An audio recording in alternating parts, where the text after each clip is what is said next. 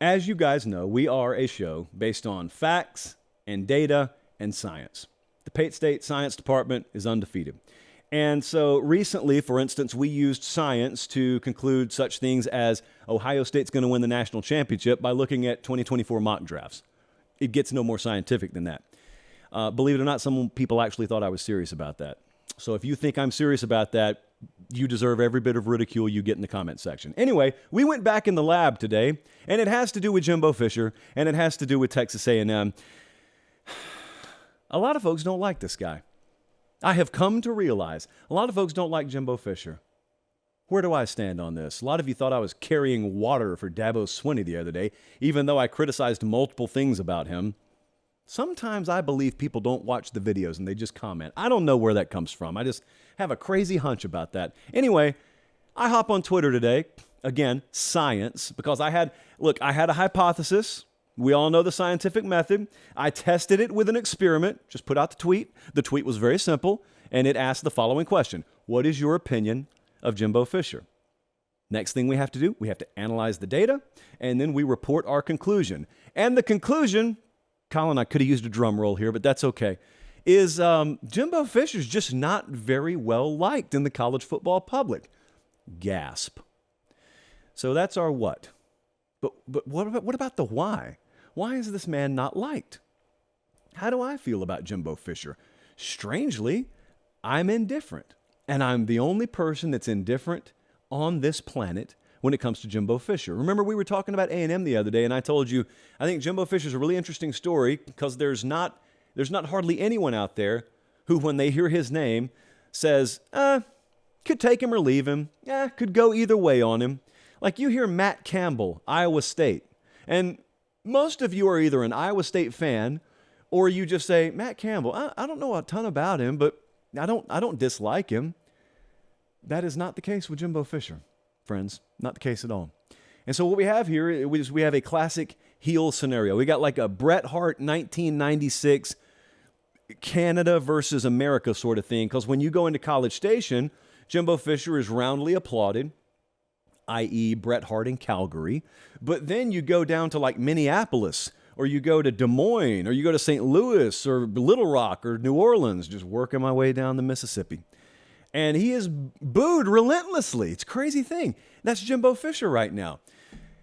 And the best I could tell in my scientific research here, I gathered the following. There were 4 of the most common refrains in that tire fire that was that tweet earlier today. Was number 1, people think he's in over his head and he's a better offensive coordinator than a CEO, which is interesting because he just relinquished play calling duties, or so we've been told. And I believe he has, by the way. So a lot of folks look and say, program looks a little discombobulated. Looks a little bit like a mess. Jimbo Fisher, he got 37 play sheets in his hand, but none of them have shown him how to run a successful program in College Station so far. That's feedback bit number 1. Feedback bit number 2 is he's just flat out overrated and he's ineffective. This I get. Jimbo Fisher's paid a lot of money, which was also another common refrain. He's overpaid. A lot of y'all worried about how much money another man's making. I've never understood it, but I get it. I don't have to understand it to get it. So the whole overrated thing is Jimbo Fisher gets talked about a lot. A lot is expected of him because he gets paid a lot. And Texas A&M has not gone to Atlanta. They have not challenged for the college football playoff. Well, they've not made it. They were in the mix at least one of those years. And so people look at that and they say, well, to whomst much is given, much is expected. On the surface, I don't have a problem with that line of thinking, by the way. I've spoken about this many times. As long as you, as a fan base, deliver on your end, it is not unfair at all for you to expect leadership, including your head coach, to deliver on their end. Jimbo Fisher has not done that at a high enough level. So I get that part. If Aggie fans want to feel that way, I get that part. If you're an Arkansas fan or a Missouri fan, doesn't impact you. In fact, I think you guys should be happy about that. Yet when I hear you guys talk about Jimbo, it's like the dude stole your lunch money. No, your lunch money is not paying that $85-some-odd million buyout. It's money coming from other places. Anyway, there were also some people out there, and this is where it gets a little personal, who thought he was Stubborn and unlikable. Those two words tested very highly with the focus group, apparently. Stubbornness, I get. A resistance to change, I get it. That has been Texas A&M offensively. I get that. Now, here's what I am always careful to do. Jimbo Fisher will be here in a month, like not this actual studio. I mean, we'd open it up to him, but he'll be about 2 blocks down there at the Grand Hyatt. We'll be at SEC Media Days. We will sit down with him. And if I were to say, Dear Jimbo, a lot of people think you're stubborn and you resist change. First off, I wouldn't get to finish my statement before he started because that's a hallmark of his, one of his toxic traits, I would say. And so he would start talking, but he would have a mile-long list of things he would use to push back on that. Resistant to change, but I've done this, this, this, and this. Now, those 4 things and beyond would be maybe things that aren't visible to the naked eye, or naked eye, as he would probably say, but they are things that he has changed. I don't think people technically mean he's never changed anything. I think when they talk about it, it's from more a 50,000-foot level, and Texas A&M hasn't gotten results, and yet we look year to year to year, and it doesn't look a whole lot different on the field. That's the kind of resistance to change we're talking about. This is me now speaking for the tweeters and the people who gave the feedback.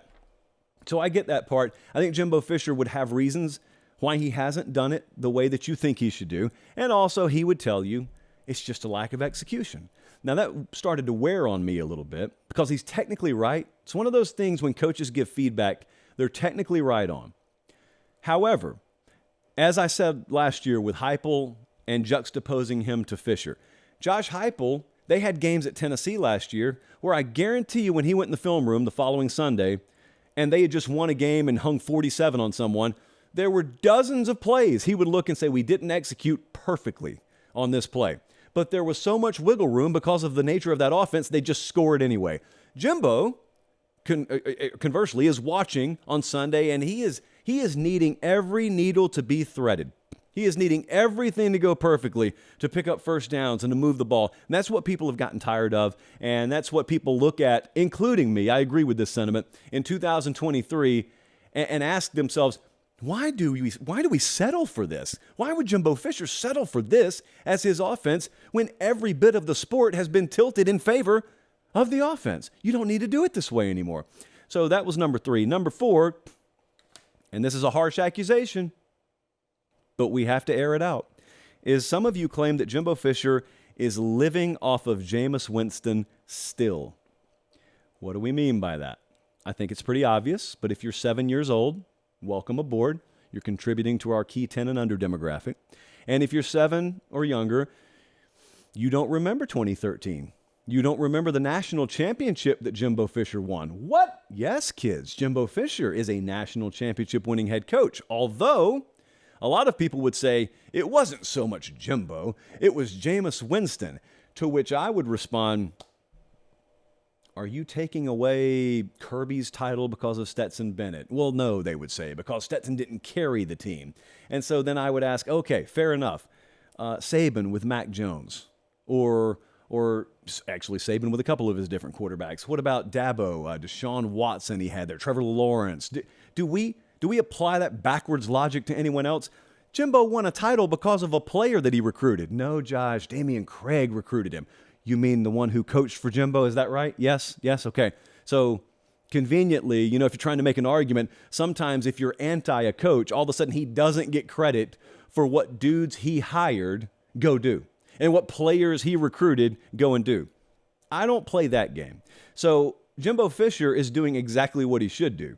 Jimbo Fisher won a national championship in 2013, and he's leveraged it as hard as he possibly could. That is no different than what I would do in his case or what you would do in his case. Now, if you look at that and you say, well, it's not me, Josh, it's him, and I don't like him, there's not much I can do about that. After all, it is your opinion. I am just using this platform humbly and respectfully to disagree maybe with that little angle. But the merit of that argument I get a little bit, because what you're saying is everyone looks at this guy a certain way, and if I just changed that one little thing in history, all of a sudden no one would look at him with such reverence. Okay, but the thing did happen, right? The thing did happen. You see, I argue the opposite, and the same folks making this argument about Fisher If you just change that one thing, everyone would believe he's a bum. They don't want to go down the road with me of, hey, what happens if Ohio State just makes that field goal at the end of the playoff game last year against Georgia? And then they go and body bag TCU like we all know they would have. And you're looking at Ryan Day now, and instead of calling for his job, you have to call him national championship head coach Ryan Day, number one in the Big Ten power ranking head coach Ryan Day. Why doesn't anyone want to play the inverse of that game has always been my question. If you want to take away one positive thing and look at how it butterfly affects the rest of someone's career, how about taking away one negative thing? Or we could even play that game in Jimbo Fisher's line of work, in his world. We could take away a few negatives that have happened to Jimbo, self-inflicted though they may have been. What if we did that? So anyway, those are some of the reasons why people claim they don't like Jimbo Fisher, but that sets us up for this. If you believe in the story arc, some of you out there have girlfriends.